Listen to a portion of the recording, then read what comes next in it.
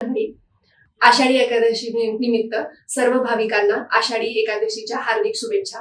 मी doctor Ashwini, स्त्रीरोग व वंध्यत्व निवारण तज्ञ आणि टेस्ट ट्यूब बेबी स्पेशलिस्ट।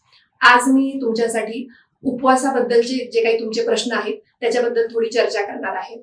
जसं की आता आषाढी एकादशी हा आपल्या महाराष्ट्राचा खूप मोठा सण आहे आणि सर्वच महिलांना, मग त्या गरोदर जरी असल्या तरी त्यांना विठुरायाला खुश करण्यासाठी उपवास करण्याची फार इच्छा असते, परंतु त्यांना त्यांच्या मनात याच्याबद्दल खूप प्रश्न असतात।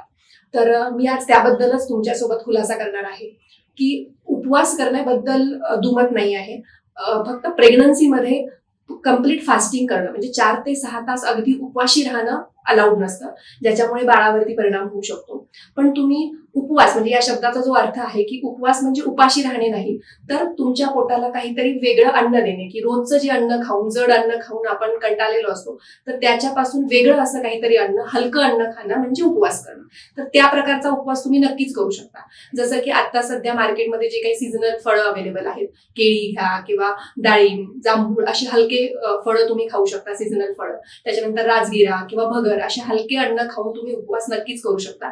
फक्त 4 ते 6 तासापेक्षा जास्त फास्टिंग महिलांनी, गरोदर महिलांनी होऊ द्यायचं नाहीये।